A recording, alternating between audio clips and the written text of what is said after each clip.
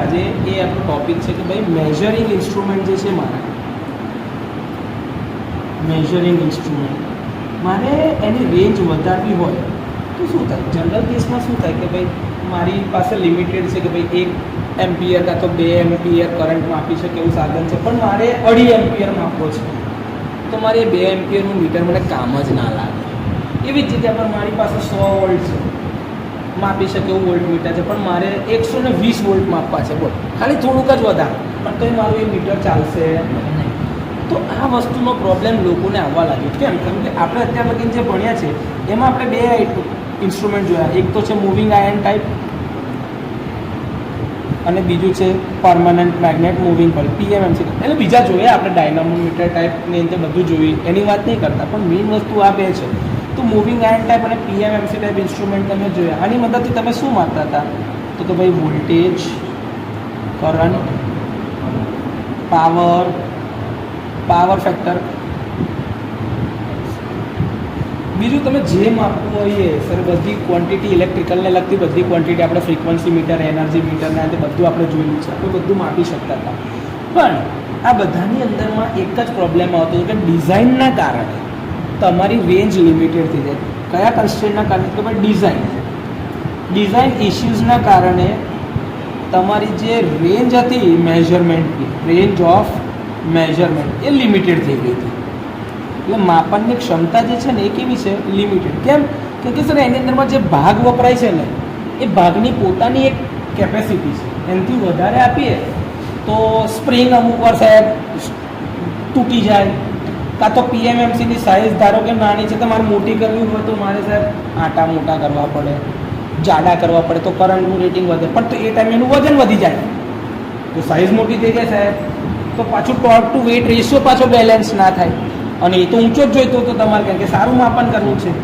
તો આ બધા ઇશ્યુઝ આવતા હતા. અને એની અંદરમાં સૌથી વધારે જે આપણે પ્રોબ્લેમમાં લીધું એ છે PMMC ઇન્સ્ટ્રુમેન્ટની અંદરમાં જે કંટ્રોલ સ્પ્રિંગ આવે. કઈ? કંટ્રોલ સ્પ્રિંગ, કે જેનાથી તમે કંટ્રોલિંગ ટોર્ક આપતા હતા. ખબર, ઉપર અને નીચે 2 અલગ અલગ સ્પ્રિંગ મૂકેલી હતી, આપણે પેલા વિડીયોમાં બી જોયું છે.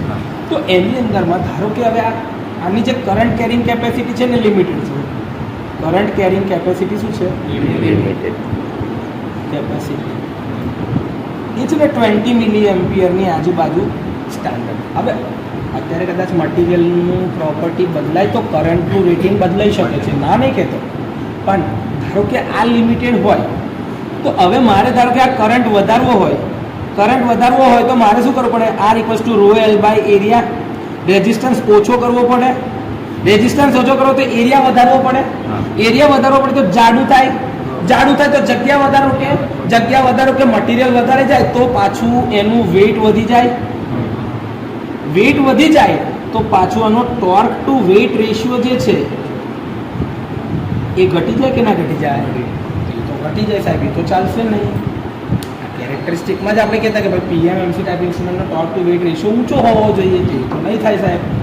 તો આની મદદથી એવું થતું હતું કે ભાઈ ધારો કે તમે એમીટર બનાવવા જાઓ, મારે એમીટર બનાવવું છે, તો એની કેપેસિટી કે સ્પ્રિંગની અક્રોસમાં કેટલો વોલ્ટેજ ડ્રોપ થઈ શકે? તો કે ભાઈ 50 મિલીવોલ્ટથી 100 મિલીવોલ્ટથી વધારનો વોલ્ટેજ ડ્રોપ એ સ્પ્રિંગમાં થવો જોઈએ નહીં.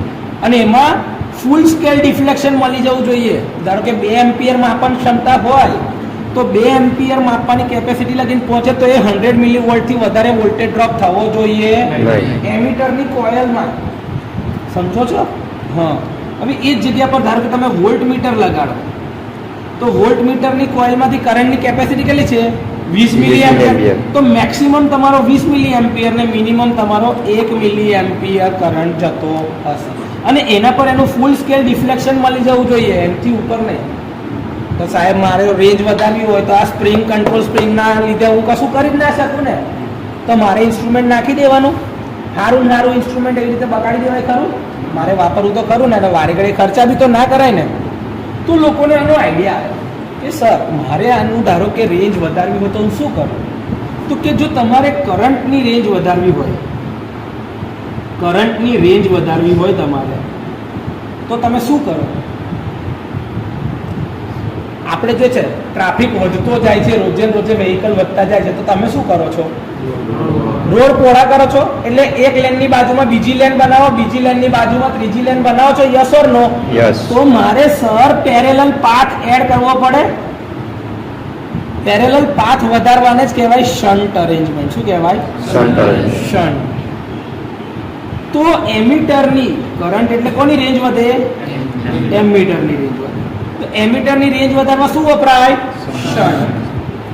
હવે ધારો કે મારે સર વોલ્ટેજ વધારવા છે, તો મારે ધારો કે સ્મૂથનેસ વધારવી છે કે સર બ્રેક મારવી જ ના પડે ને એક જ સ્પીડ આપણે ચાલ જ કરીએ, છેકથી છેક સળંગ, તો તમે શું બનાવો છો? બ્રિજ. તો બ્રિજની લંબાઈ શું કરો? ધારો કે નીચે સ્કૂલ આવે છે ને તમારો બ્રિજ પતી રહ્યો, તો તમે શું કરશો? ઓ ના સ્કૂલ આગળ ના પતાવાય, શું કરો? આગળ લઈ જા. આગળ તમે લઈ ગયા ગવર્મેન્ટ કચેરીઓ આવી, તો શું કરશો? હજી આગળ લઈ જા. આગળ લઈ ગયા નર્મદા નદી આવી, શું કરશો? નદીમાં ઉતરશો? ના ભાઈ, એક કામ કર, નદી આખી કુદાય. નદી કુદાઈ પછી અલા ભાઈ એ તો ચેકપોસ્ટ છે, તો ચેકપોસ્ટ આગળ ઉતરાય ના, આગળ હજી જવા દો. એટલે બ્રિજ શું કર્યો? લાંબો કરીને શું કર્યો? ભાગને વધારતા ગયા કે આટલો ટુકડો તો બીજો આટલો વધાર્યો, તો એને કહેવાય મલ્ટીપ્લાયર. શું કહેવાય? મલ્ટીપ્લાયર. કે તમારે ધારો કે 1 મીટરનો બ્રિજ એટલે 1 કિલોમીટરનો બનાવતો એની જગ્યાએ તમે 8 કિલોમીટરનો બનાવ્યો, તે શું થઈ ગયું? 8 ટુકડા 1 કિલોમીટરના. ઓકે ના? એને કહેવાય છે મલ્ટીપ્લાયર. શું કહેવાય? મલ્ટીપ્લાયર. મલ્ટીપ્લાયર થી શું વધાર્યું તમે? વોલ્ટેજ. અચ્છા સર, તો મારું ધારો કે વોલ્ટમીટરની રેન્જ વધારવી હોય, વોલ્ટમીટરની રેન્જ વધારવી હોય તો હું શું વાપરું? મલ્ટીપ્લાયર. કરંટની રેન્જ વધારવી હોય તો કરંટ એટલે પેરેલલ પાથ, એટલે બીજા કે ટ્રાફિક વધ્યો, અને વોલ્ટેજ એટલે સ્મૂથનેસ વધારવી છે, છેક લગીન સાહેબ લંબા ડિસ્ટન્સ લગીન જવાનું. એટલે એમીટર હોય તો શન્ટ, વોલ્ટમીટર હોય તો મલ્ટીપ્લાયર. રેન્જ એક્સટેન્શન માટે આ વપરાય. આ એસીડીસી બંનેમાં વપરાય. હા, એસીડીસી બંનેમાં વપરાય, પણ એની અલગ અલગ શરતો છે. કંઈક તો હોવું જોઈએ ને ભાઈ, એ શરતને આધીન થવું જોઈએ. અને બીજું એકલા એસી સપ્લાય માટે આપણી પાસે છે આ ઇન્સ્ટ્રુમેન્ટની જોડે આ ટ્રાન્સફોર્મર ભેગું, જેને કહેવાય છે ઇન્સ્ટ્રુમેન્ટ ટ્રાન્સફોર્મર. શું કહે છે? Instrument transformer. જે ફક્ત ને ફક્ત એસી સપ્લાય ઉપર ચાલશે. આ ઇન્સ્ટ્રુમેન્ટ ટ્રાન્સફોર્મરમાં કરંટ માટે છે તો કરંટ ટ્રાન્સફોર્મર, વોલ્ટેજ માટે છે તો વોલ્ટેજ ટ્રાન્સફોર્મર અથવા તો પોટેન્શિયલ ટ્રાન્સફોર્મર. વોલ્ટેજ અથવા તો પોટેન્શિયલ ટ્રાન્સફોર્મર. તો આને કહેવાય સીટી અને આને કહેવાય પીટી. આ જોવાના છીએ આપણે છેલ્લે આજે લેક્ચરમાં. આટલે લગીને આપણે પહોંચવાનું છે. સર, તો હવે મારે ધારો કે એમીટરની રેન્જ વધારવી છે. કોની રેન્જ વધારવી છે? પહેલા આ મારે એમીટરની રેન્જ મારી વધારવી છે. એમીટરની રેન્જ એક્સટેન્શન કરવું છે. હવે જેની બી રેન્જ વધારવી હશે મારે એ સાધન તો પહેલા જોઈશે ને. તમારે ધારો કે જે એન્જિનની કેપેસિટી વધારવી હોય તો પહેલા એ એન્જિન તો જોઈએ ને. હા, તો તમે મારે આ એમીટર જે છે એનું મારે રેન્જ વધારવી છે. ઓકે, તો આનો ઇન્ટરનલ રેઝિસ્ટન્સ સ્મોલ આર, એનું ફૂલ સ્કેલ ડિફ્લેક્શન જ્યારે થાય ત્યારે જતો કરંટ સ્મોલ આઈ. ડન. મારે આની રેન્જ વધારી, તમે પેરેલલમાં પાથ વધારી આલી છે ને, તો મેં અહીંથી આનો આ પેરેલલમાં પાથ એક વધારી આપ્યો. આને હું શું કહીશ? Shunt resistance RS. બીજા પાથની અંદરમાં બી થોડોક તો અવરોધ હોય ને. અને એનો કરંટ કેટલો હશે? તો કે ભાઈ શન્ટ કરંટ એટલો આઈએસ. આ આઈએસ કરંટ એટલે શું? કે આનું બી ફૂલ ડિફ્લેક્શન, ફૂલ સ્કેલ ડિફ્લેક્શન માટે જેટલો કરંટ જતો હશે એને આઈએસ કહેવાય. તો આ બંનેનો ટોટલ કરંટ શું હશે? કેપિટલ આઈ. ટોટલ કરંટ આઈ. આકૃતિમાં કોઈ વસ્તુ ના ખબર પડી હોય તો બોલો. જો મેં આકૃતિ ઓલરેડી દોરેલી જ છે, હું મારી રીતે લખી નાખું. સર, આ લગાડી તો દેવાય, હેડો તમે પેરેલલમાં પાથ લગાડ્યો તો ખરો. તો સર પેરેલલ પાથ હું લગાડું, ધારો કે મેં, તમે ખબર આપણે ધારો કે શરીરનો કોઈ બી ભાગ બદલાય તો એનું ટેસ્ટિંગ થાય પહેલાં કે આ જો મેશ બેસશે કે નહીં. ધારો કે તમારી કિડની બદલાય તો ખબર કિડનીનો ટેસ્ટ થાય કે આ કિડની કોકની નાખીશું તો એ ચાલશે કે નહીં, શરીરને બીજું કોઈ નુકસાન થશે કે નહીં, એ બધું આપણે ખબર ચેક કરીએ.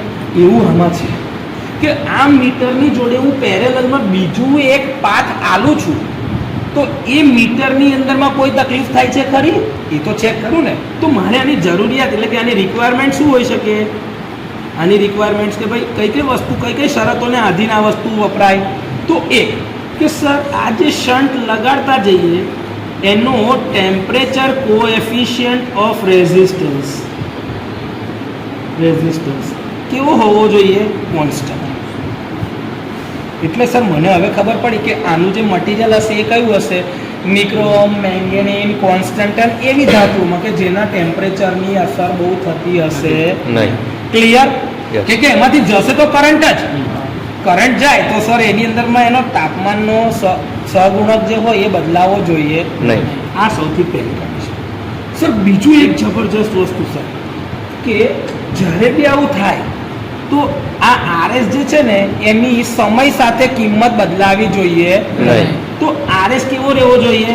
Constant with respect to time. કે સમયની સાથે એની કિંમત બદલાવી જોઈએ એટલે સર એ વેરિયેબલ હોવો જોઈએ નહીં. એક જ ફિક્સ કિંમત અચળ. એ વેરિયેબલ એટલે કે એની કિંમત સમય સાથે બદલાવી જોઈએ નહીં. ઓકે સર બીજી એક જબરજસ્ત વસ્તુ કે જ્યારે એમાંથી કરંટ જતો હોય તો જે ટેમ્પરેચરમાં વધારો થાય કે ટેમ્પરેચરમાં વધારો તો થશે જ. ટેમ્પરેચર રાઇઝ જે છે એ એક લિમિટ કરતાં વધારે ના હોવું જોઈએ અને એની લિમિટ સ્પેસિફાઈ કરેલી હોય કે ભાઈ આના કરતાં તાપમાન વધે તો આ મટીરિયલ ચાલશે નહીં. કે તો જ ઓહમનો નિયમનું સૂત્ર બધું લાગુ પડશે, નહીં તો લાગુ નહીં પાડી શકાય આપણાથી.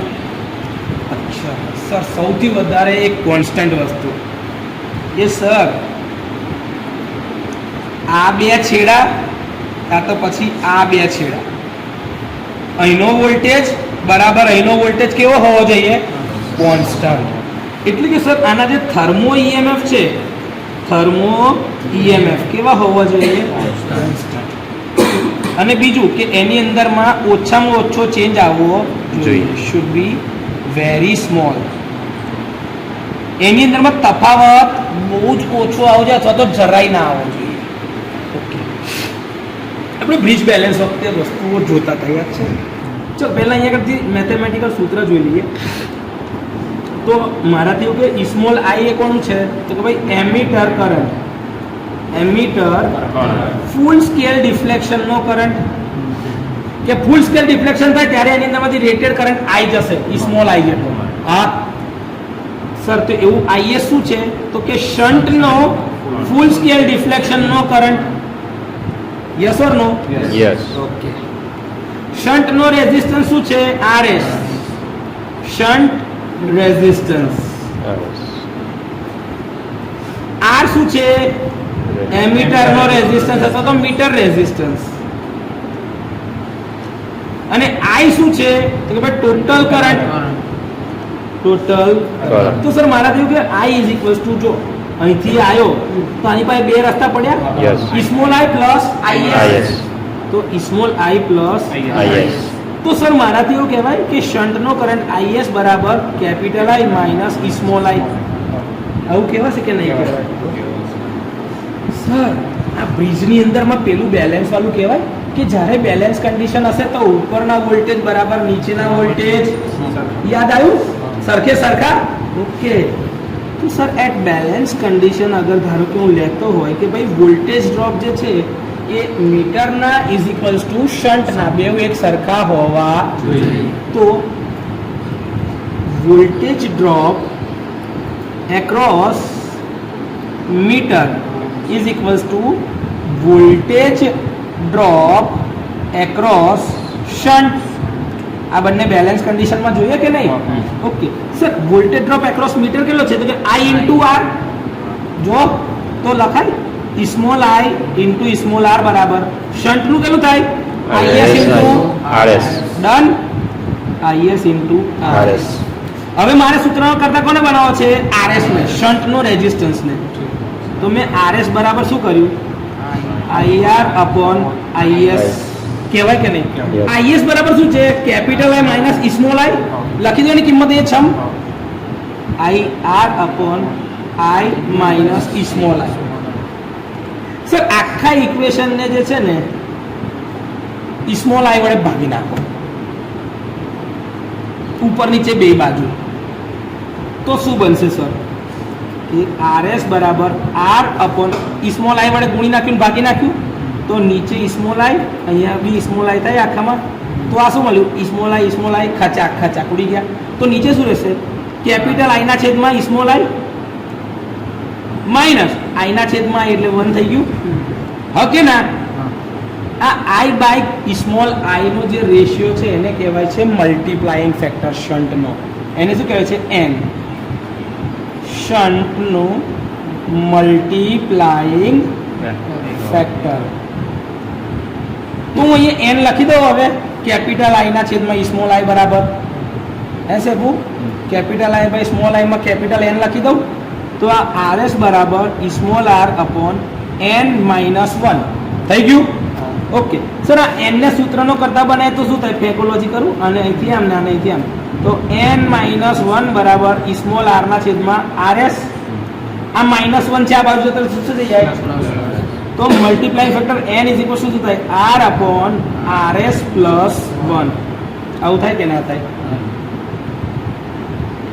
આ ફક્ત ને ફક્ત કયા કરંટ ઉપર આધારિત છે? DC. એટલે ફોર DC મીટર્સ મલ્ટીપ્લાયર્સ જે શન્ટની અરેન્જમેન્ટમાં આ ઇક્વેશન મળશે. પણ સર મારે તો એસી સપ્લાય સિસ્ટમ બી લેવી છે. સર એસી સપ્લાય હશે ને તો એસીમાં રેઝિસ્ટન્સ આવશે અને એની જોડે જોડે રિએક્ટન્સ આવશે. એટલે કે ઇન્ડક્ટન્સ આવે ને L, તો R બાય L બરાબર શન્ટનો રેઝિસ્ટન્સ ને શન્ટનો રિએક્ટન્સ, આ બંનેનો રેશિયો અચળ કોન્સ્ટન્ટ K થવો સેમ. જો આવું થાય ને સાહેબ, તો આવી જ રીતે શન્ટ એસી સિસ્ટમમાં વાપરી શકાય. એવું તો આ કન્ડિશન એમાં પ્રૂવ કરીને બતાવું.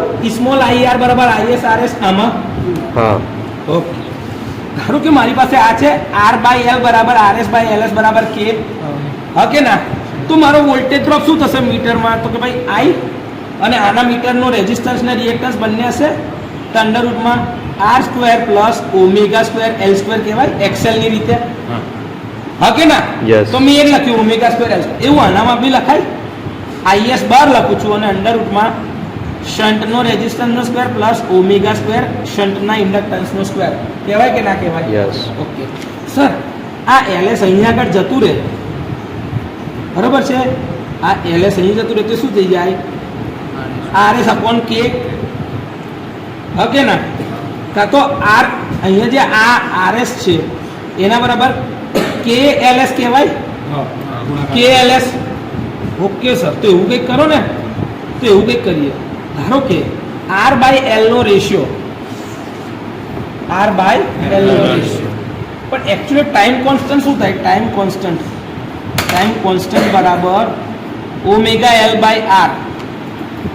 તો L બાય R નો રેશિયો લેવો પડશે. એટલે આ સોરી ઊંધું કરી દો. Capital R by L by R અને એવું આ LS બાય RS. તો એ ટાઈમ કોન્સ્ટન્ટ બની જશે. શું થઈ જશે? Time constant. કેમ ટાઈમ કોન્સ્ટન્ટ લીધો? સર ફ્રીક્વન્સી ડોમેનમાં છે. જો મારે ફ્રીક્વન્સી ગમે તે રાખવી હશે પણ મારે ટાઈમ કોન્સ્ટન્ટ અચળ હશે ને, તો મને બધા કેસમાં આ જવાબ સાચો મળશે. તો મેં L બાય R નો રેશિયો લીધું. શું લીધું? L by R. હા, ટાઈમ કોન્સ્ટન્ટની રીતે L બાય R લઈશું. તમે R બાય L લેશો તો હોય કોઈ જવાબ ખોટો નહીં આવે, પણ એમાં ઇન્ડક્ટન્સની રીતે આવશે. પછી તમારે કેવું પડશે કે ઇન્ડક્ટન્સની જગ્યાએ પર R ઇન્ટુ K લીધા છે તો K બે બાજુથી ઉડાડીને તમે L લાવશો. એ રીતે હોય બતાવું છું, પણ પહેલાં તમારી ચોપડીની રીતે બતાવો ટાઈમ કોન્સ્ટન્ટની રીતે L બાય R. બરાબર છે? તો એ યાદ રાખો. સ્મોલ આઈ બરાબર અંડર રૂટમાં. હવે આ L છે તો એની જગ્યાએ મારથી સ્મોલ R અને K કહેવાય. તો મેં R square plus omega square R square plus K square આવું કહેવાય. R અને K ગુણી નાખ્યા, L બરાબર RK. બરાબર છે ને?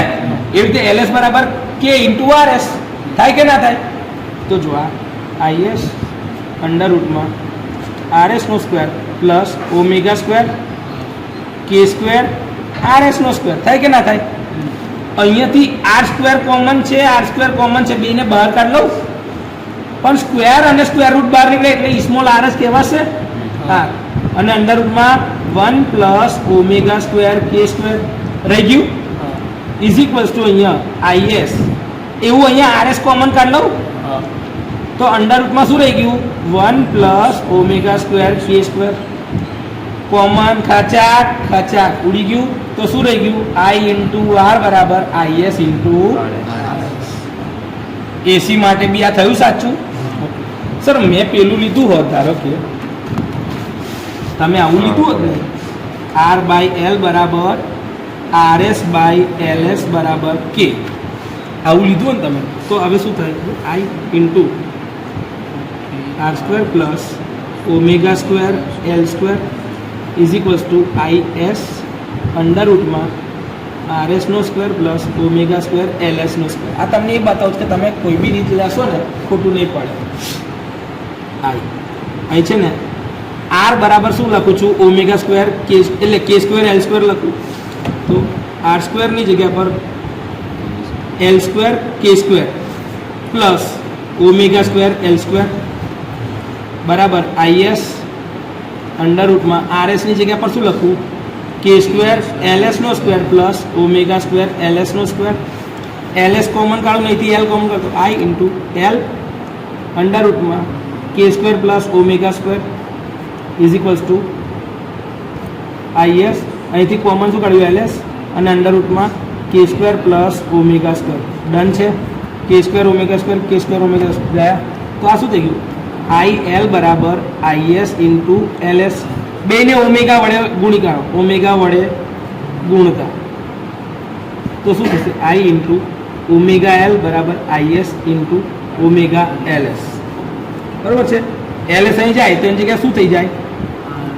કાં તો એકલું L જ અહીં મૂકો તો એ શું થઈ જાય I into omega into R by K અહીંયા આગળ જતો તો K નીચે આવી ગયો તો R બાય K અને અહીંયા આગળ IS ઇન્ટુ ઓમેગા એવું ને LS ની જગ્યા પર શું થાય RS upon K omega omega ખચાક તો શું થઈ ગયું IR બરાબર IS RS લે એ રીતે બી આવી ગયું ખાલી બે લાઈન વધી જાય એટલે કે L બાય R નો રેશિયો કોન્સ્ટન્ટ હોવો જોઈએ એ ટાઈમ કોન્સ્ટન્ટની જરૂરિયાત છે કેમ કે આ તમારું આખું એસી નું એનાલિસિસ ફ્રીક્વન્સી પર આધારિત છે તો તમારી ચોપડી એ જે કીધું છે કે ભાઈ એ ટાઈમ કોન્સ્ટન્ટના આધારે ઓમેગા L બાય R પ્રમાણે આ રેશિયો અચળ હોવો જોઈએ તો આપણે એ રીતે લખ્યું તમે આ રીત બી ભૂલથી લખાઈ જાય તો જરાય ગભરાવાનું નહીં જવાબ સાચો જ આવશે આ કેસમાં બી ક્લિયર છે વોલ્ટ મીટરની રેન્જ વધારવી છે શું કરવું છે વોલ્ટ મીટરની રેન્જ એક્સટેન્શન સર આની અંદરમાં મને એ ખબર કે મારે વોલ્ટ મીટરની રેન્જ વધારવી હોય તો મારે વોલ્ટેજનું રીડિંગ વધારવું પડશે વોલ્ટેજનું રીડિંગ જો મારે વધારવું હોય તો મારું શું કોન્સ્ટન્ટ હોવું જોઈએ કરંટ કોન્સ્ટન્ટ હોવો જોઈએ કરંટ શું હોવો જોઈએ કોન્સ્ટન્ટ કરંટ કોન્સ્ટન્ટ ક્યારે રહે જ્યારે સિરીઝ કનેક્શન હોય ઓકે સર એટલે મારે જે બી રેઝિસ્ટન્સ લગાડવાનો થશે એક્સ્ટ્રા એડિશનલ એ સિરીઝમાં લગાડવો પડશે મીટરની જોડે ઓકે સર આ વોલ્ટ મીટર છે ને એનો ઇન્ટરનલ રેઝિસ્ટન્સ કેવો હોય હાઈ હોય એ ઊંચો છે હાઈ તો સર હું સિરીઝમાં જે રેઝિસ્ટન્સ લગાડ્યો એ બી મારો કેવો હોવો જોઈએ હાઈ રેઝિસ્ટન્સ તો જ એની વોલ્ટેજની રેન્જ વધી જશે ઓકે તો સર ધારો કે વોલ્ટ મીટરની રેન્જ એક્સટેન્ડ કરવી હોય તો વોલ્ટ મીટરની મીટર કોઇલ સાથે કાં તો વોટ મીટર કાં તો એનર્જી મીટરની પ્રેશર કોઇલની સિરીઝમાં હાઈ વેલ્યુનો એક રેઝિસ્ટન્સ લગાડવામાં આવે છે તો સર આ મારું વોલ્ટ મીટર છે આ શું છે મારું વોલ્ટ મીટર અને એની જોડે આ સિરીઝમાં મારો એક રેઝિસ્ટન્સ છે high value of resistance high resistance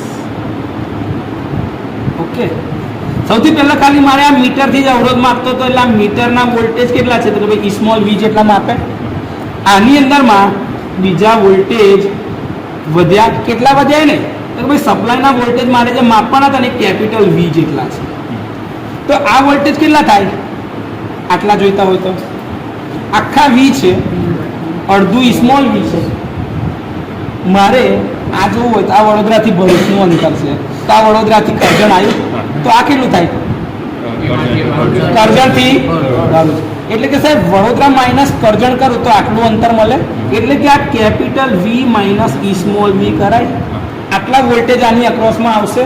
current તો સર બેમાં કોમન જ જવાનો છે, કરંટ બદલાય એનો કરંટ તો ફિક્સ જ છે આઈ. સર તો આઈ જે છે આઈ એ મારું જ્યારે ફૂલ સ્કેલ ડિફ્લેક્શન હશે એના માટે જે કરંટ જોઈતો હશે એટલો છે, એ અચળ છે, એક જ છે, એ કિંમત બદલાતી નથી. તો હું એવું કહી શકું કે ભાઈ full scale deflection of voltmeter, તો એને માટે જે કરંટની રિક્વાયરમેન્ટ છે તો કે એ current required for full scale deflection of voltmeter, એટલે મીટરનું ફૂલ સ્કેલ ડિફ્લેક્શન માટે જે મારે કરંટ જોતો છે એ સ્મોલ આઈ છે. મીટરનો રેઝિસ્ટન્સ કેટલો છે? આર. આર કોનો છે? Meter resistance. ક્યારે? હવે જ્યારે તમારું વોલ્ટમીટર કનેક્ટેડ છે ત્યારે. સર તમે શું લગાડ્યું અંદર અક્રોસમાં? તો કે ભાઈ આર મલ્ટીપ્લાયર. આરએસ ના કહેવાય, એ શન્ટ હોત તો એસ લખતો, એટલે અહીં શું લખ્યું? High resistance in series. સિરીઝમાં લગાડ્યો ને, ઇન સિરીઝ. અને રેઝિસ્ટન્સ મપાય છે એમાં ઓમ, એટલે એનો યુનિટ પૂછે તો ખબર હોવી જોઈએ. ચલો આ કેટલા વોલ્ટેજ માપી શકે? તો ભાઈ small V voltage measurement by voltmeter alone, એટલું. તો બીજા વોલ્ટેજ ડ્રોપ કેટલા રહ્યા આર ની અક્રોસમાં? કે કેપિટલ વી માઇનસ સ્મોલ વી. તો કેપિટલ વી શું છે? તો કે ભાઈ વોલ્ટેજ જેટલા માપવા છે તો એને કહેવાય વોલ્ટેજ ટુ બી મેઝર્ડ. મારે જે માપવા છે એ આટલા વોલ્ટેજ છે, મારે આટલા વોલ્ટેજ મારા માપવા છે. કે સાહેબ આટલું તો થયું. તો હવે મારે આ ટોટલ કરંટ જોઈતો હોય આઈ, તો મારા ટોટલ સપ્લાય વોલ્ટેજ કેટલા છે? વી. વી બાય આર કહેવાય. તો ભાઈ ટોટલ કરંટ મારો આઈ, આઈ ઇઝ ઇક્વલ ટુ શું કહે? તો ભાઈ ટોટલ વોલ્ટેજ વી, જો અહીંથી છે, અહીંથી મારો કરંટ એન્ટર થયો, તો આઈ બરાબર શું થાય? વી ના છેદમાં આર. અને આ આર કયો? તો ભાઈ મીટરનો સ્મોલ આર અને આનો કેપિટલ આર. તો બેનો સરવાળો થાય સિરીઝમાં, ઓકે ના? તો મેં સ્મોલ આઈ બરાબર વી ના છેદમાં capital R plus small R લખાય કે ના લખાય? થઈ ગયું. તો સર વી બરાબર આને ચોકડી ગુણાકાર કરો, I into R plus I into R, આવું કહેવાય કે ના કહેવાય? Okay sir I into capital R બરાબર વી માઇનસ આઈ આર, આવું કહેવાય? હા કે ના? આ આઈ ઇન્ટુ આર બરાબર તો શું થાય? આના વોલ્ટેજ સ્મોલ વી, કેમ કે આ શું છે? કરંટ ઇન્ટુ મીટરનો રેઝિસ્ટન્સ, તો એના વોલ્ટેજ કેટલા છે? સ્મોલ વી. વાહ ભાઈ વાહ. સર આઈ ઇન્ટુ આર બરાબર શું છે? કેપિટલ વી માઇનસ સ્મોલ વી. ઓકે સર હવે એક કામ કરો, આનો મલ્ટીપ્લાઇંગ ફેક્ટર શું થાય? તો કે ભાઈ આ ના છેદમાં વી, કેપિટલ વી ના છેદમાં સ્મોલ વી. તો કેમ કે આટલો માપવો છે, આટલો મપાય છે, આ બંનેનો ગુણોત્તર કાઢો તો આ કેટલું લગાવવું પડે ખબર પડે? તો એને ગુણોત્તર કહેવાય. કેપિટલ વી બાય સ્મોલ વી ને કહેવાય છે મલ્ટીપ્લાઇંગ ફેક્ટર એમ. શું કહેવાય છે? ઓકે સર, તો મારે આખા ઇક્વેશનને સ્મોલ વી વડે ગુણવું પડશે. ઓકે, તો આઈ into R upon small V બરાબર વી માઇનસ વી અપોન સ્મોલ વી. બે બાજુ ગુણી નાખ્યું 1 અપોન વી વડે. ઓકે સર, આના બરાબર શું થાય? I into R small V બરાબર શું થાય? I into R is equal to V upon small V minus small V by small V, એટલે 1. ડન. ઓકે, આઈ ખાચાક ખાચાક. તો આ શું થઈ ગયું? Capital R by R is equal to V upon V minus 1. V by V ને હું શું કહું છું? Multiplying factor M. R by R બરાબર એમ માઇનસ 1. તો એમ બરાબર શું થાય? આ પ્લસ 1 થઈ જાય, capital R by small R plus 1. તો જે મલ્ટીપ્લાયર હું લગાડું એની કિંમત આટલી હોવી જોઈએ. આટલા ગણો વોલ્ટેજમાં વધારો થાય, રેઝિસ્ટન્સના છેદમાં રેઝિસ્ટન્સ પ્લસ 1, આટલો વધારો એ કરી શકે. આ તમારો મલ્ટીપ્લાયર કહેવાય. આ તો ના આવડે? આ મલ્ટીપ્લાયર પતી ગયું. જોયા છે એના ઉપરના એક બે દાખલા તમને કરાવી દઉં, જેથી કરીને પરીક્ષામાં કદાચ દાખલા પૂછાય તો તમને એ આવડી જશે. તો પહેલો છે દાખલો, જો આપણે રકમ જ વાંચવાનો. એક મૂવિંગ કોઇલ ઇન્સ્ટ્રુમેન્ટની ફૂલ સ્કેલ ડિફ્લેક્શન માટેનો કરંટ આપેલો છે. તો ભાઈ ફૂલ સ્કેલ ડિફ્લેક્શન માટેનો જે કરંટ છે I એ કેટલો છે 100 મિલી એમ્પિયર. સ્મોલ I તમારી પાસે આવી ગયો. નોટેશન ખબર પડવા જોઈએ કે તમે કોના માટે શું લખો છો. આ એક્ઝામ્પલ છે. આ શું છે? Example 1, page 107. બુક કઈ છે? EI અતુલ પ્રકાશન. એવું લખી રાખીએ ને ભાઈ, EI અતુલ. એટલે ખબર પડે છે બી જો એના પેજ નંબરની સાથે આ એક્ઝામ્પલ આપણે ગણી રહ્યા છે. આ કોઇલનો રેઝિસ્ટન્સ 20 ઓહ્મ આલેલો છે, એટલે કે સ્મોલ r બરાબર 20 ઓહ્મ્સ આપેલા છે. ઇન્સ્ટ્રુમેન્ટ 1 200 એમ્પિયર સુધી કરંટ માપવા માટે એમીટર તરીકે વાપરવું છે. તો મારે કરંટ કેટલો માપવો છે? 200 એમ્પિયર લગીન માપવો છે. આટલો માપવો છે. તો ઓકે, તો એના માટે મારે કેટલો રેઝિસ્ટન્સ લગાડવો પડશે?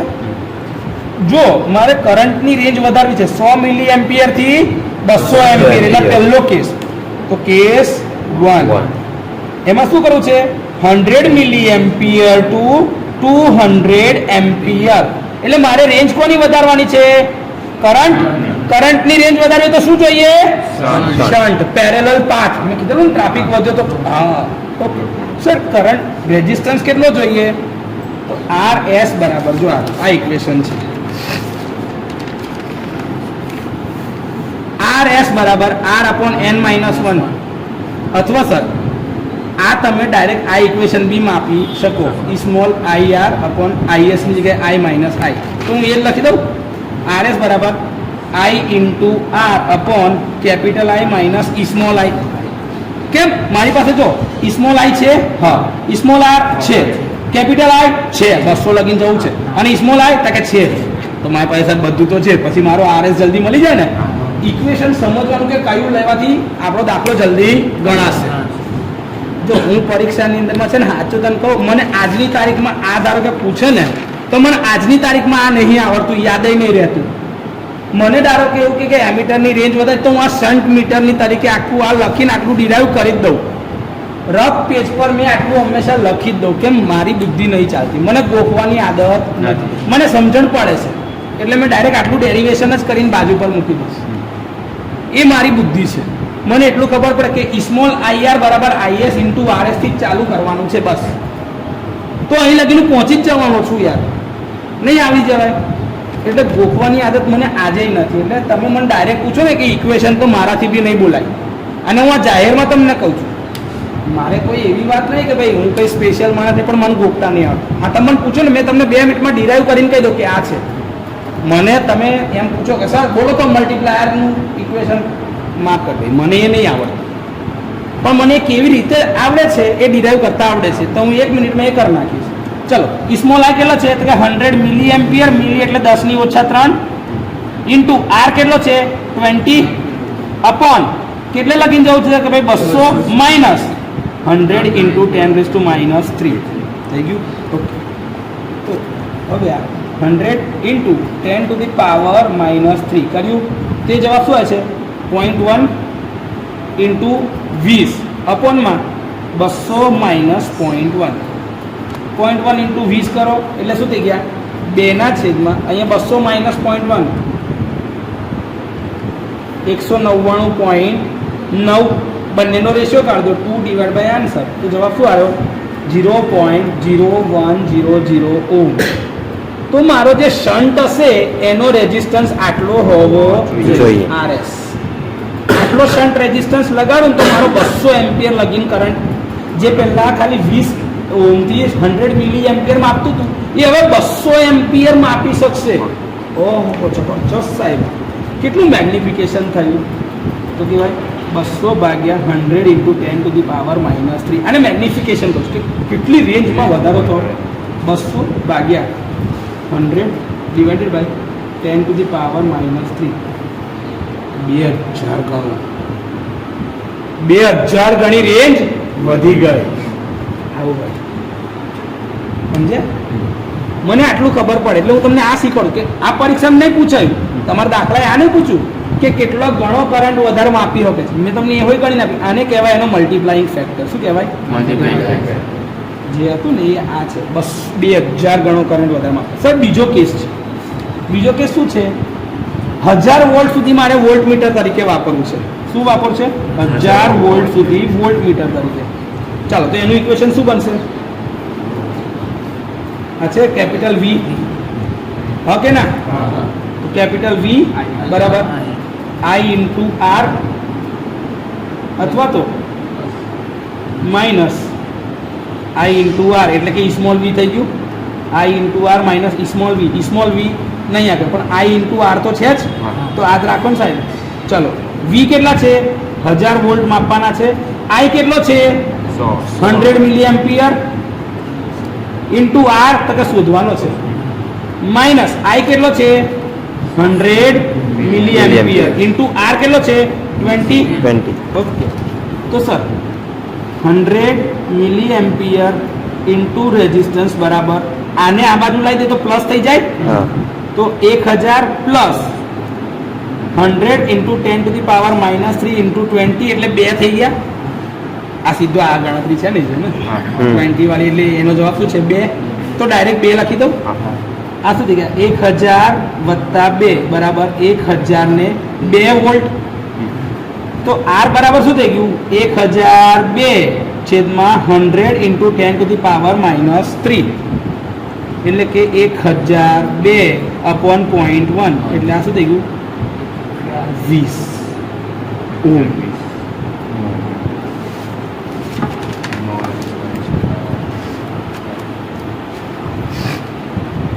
થઈ ગયું. આ શું આવી ગયો? Total resistance R. આપણો રેઝિસ્ટન્સ કેટલો છે? 20 ઓહ્મ. બરાબર.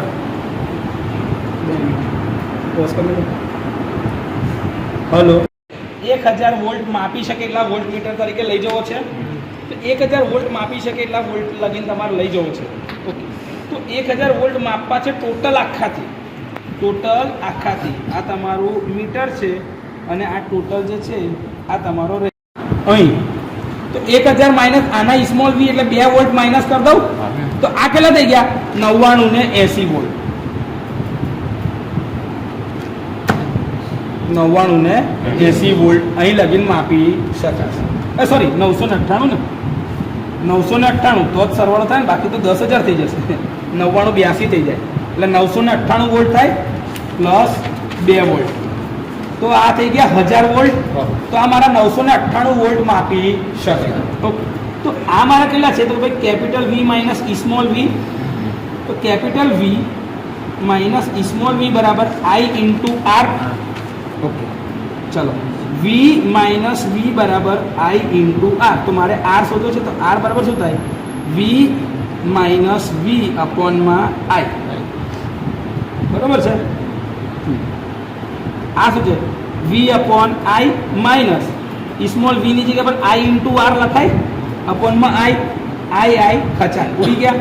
ચાલો અહીંયા આગળનો કેપિટલ V કેટલો છે? તો કે ભાઈ 1000 વોલ્ટ માપવાના છે. 1000. I કેટલો છે? તો કે ભાઈ 100 મિલી એમ્પિયર માઇનસ R કેટલો છે? 20. સ્મોલ R આપેલો છે ને દાખલા 20 ઓહ્મ. 20. તો આ જવાબ શું થઈ ગયો? 2 મિનિટા ગઈ લે 4 મિનિટા ઉપર છે. આ 10 ની ઓછા 3 ઉપર આવી તો 10 ની 3 થઈ ગઈ એટલે 3 મિનિટા એડ કરી દીધા. 10 તો હતા જ માઇનસ 20. તો 4 મિનિટા છે એટલે શું થઈ ગયું? 9980 થઈ ગયું. આ મારો શું થઈ ગયો? Resistance extra required.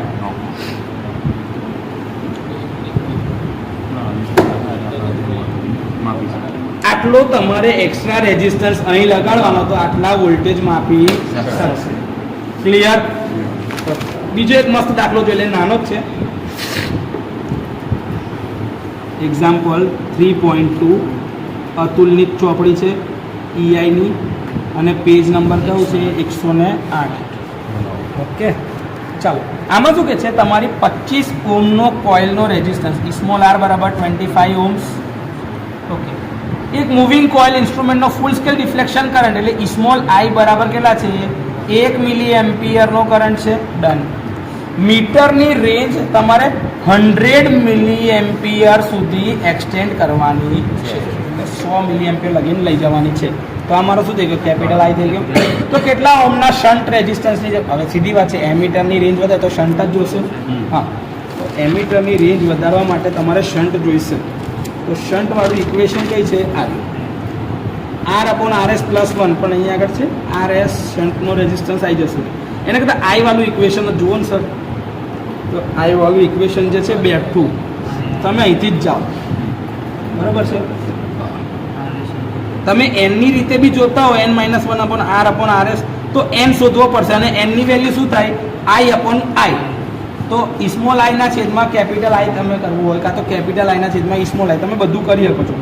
સર એક કામ કરો ને, રેઝિસ્ટન્સ વાળી આપણે ફિગર ડ્રો કરી દો ને સાહેબ. આ સ્મોલ આર મીટરનું અને આ મારો શન્ટનો રેઝિસ્ટન્સ RS.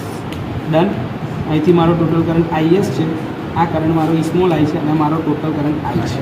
ઓકે સર, શન્ટનો રેઝિસ્ટન્સ, શન્ટનો કરંટ IS બરાબર શું થાય, કેપિટલ આઈ માઇનસ સ્મોલ આઈ.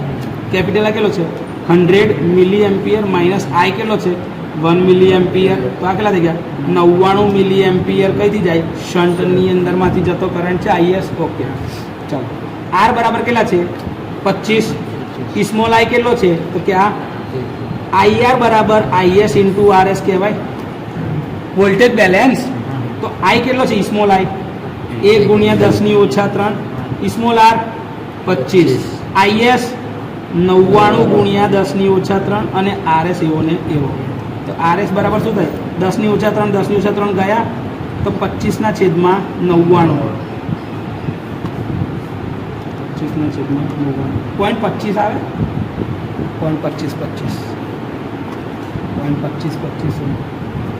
તમે જે મેથડ તમને સહેલી લાગે ને એ ગણી લેવાય. હું કોઈ જાદુ નહીં કરતો, મને ઇક્વેશન નહીં યાદ રહેતા તો મેં દોર નાખું છું આકૃતિને, એના આધારે જાઉં છું, સિમ્પલ. સર એક ત્રીજો બી ગણાવી દો ને, સહેલું લાગે.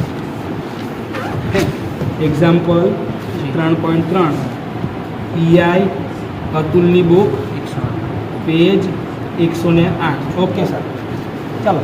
આમાં 100 વોલ્ટની રેન્જવાળા વોલ્ટ મીટર તરીકે આને ઉપયોગમાં લેવું છે. 100 volt.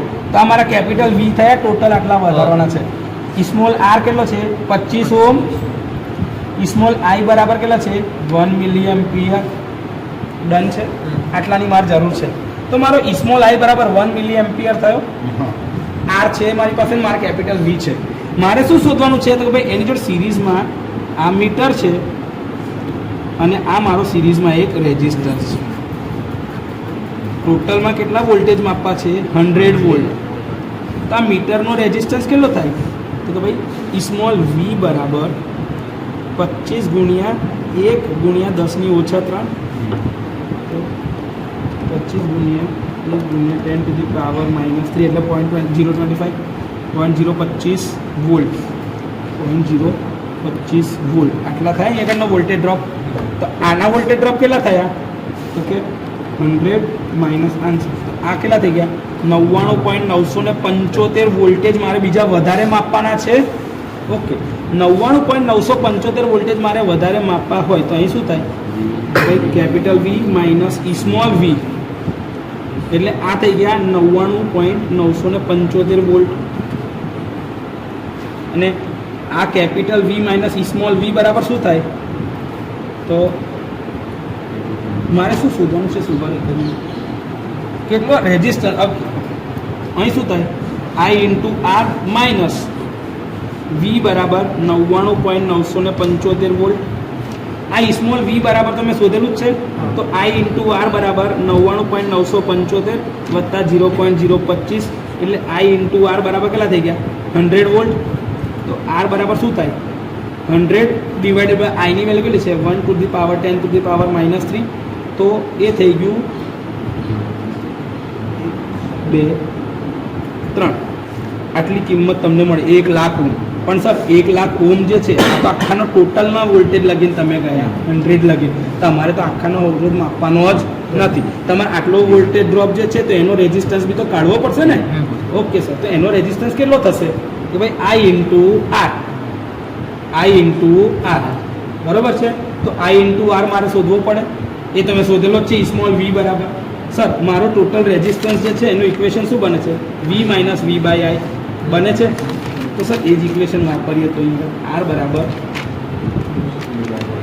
V minus V by આઈ, એટલે શું થયું? V by I minus small R. કેમ? સ્મોલ વી બરાબર આઈ ઇન્ટુ આર છે એટલે તો ઉડી ગયા. અહીં શું થશે? આર વી કેટલા છે આપણે માપવાવાળા? તો કે 100 વોલ્ટ. કરંટ કેટલો? તો કે ભાઈ 1 મિલી એમ્પિયર એટલે 1 to the power 10 to the power -3 minus small R 25. તો આ કેટલા થાય? 100 અને પાછળ બીજા 3 મીંડા -25. તો હા -25 એટલે 99,975. 99,975 ઓમ. આટલી હાઈ વેલ્યુ જોઈએ. 99,975 ઓમ. આ તમારા વોલ્ટેજ આવે ને એને તમે આઈ વડે બી ભાગી નાખો ને. ધારો કે આ તમારા વોલ્ટેજ હતા 99,975 ડિવાઇડેડ બાય કરંટ હતો ને, ધારો કે તમારો આઈ સ્મોલ આઈ, તો તમારો આર મળી જાય. આર બરાબર શું થાય? 99,975 divide by 1 to the power 10 to the power -3 થાય એટલે 10 ની 3 ઘાત વડે ગુણી નાખતો શું થઈ જાય? 99,975 ગુણ્યા 10 ની 3 એટલે સીધું 99,975 ઓમ. એક જવાબ આવીને ઊભો રહે. તમે આ રીતે ગણવું હોય તો હોય વાંધો નહીં, આ રીતે ગણી નાખો ડાયરેક્ટ તો હોય વાંધો નહીં. ક્લિયર જ છે. આવડે છે સહેલું? હવે આની અંદરમાં જે છે ને આ ચોથો દાખલો એ તમને લાગે પણ એકની એક જ પ્રોસિજર 4 વાર ફોલો કરવાની છે. આમાં પેલું સિલેક્ટર સ્વિચ, આમાં શું છે? સિલેક્ટર સ્વિચ કે ભાઈ 5 વોલ્ટ 10 વોલ્ટ 20 વોલ્ટ 25 વોલ્ટ એવી રીતે તમારે વધારવા હોય તો તમે શું કરો, અને ઘટાડવા હોય તો તમે શું કરો? તો એમાં કઈ કઈ વેલ્યુના રેઝિસ્ટન્સની જરૂર પડશે. સિમ્પલ. આ એક્સરસાઇઝ ઘેરથી કરી નાખો તો તમને ઇઝી પડશે, તો આવડી જશે, ખબર પડશે કે એક જ વસ્તુ 4 વાર કરવાની છે. ખાલી આઉટપુટના વોલ્ટેજ બદલવાના 2.5 10 50 અને 250. ક્લિયર? ડન?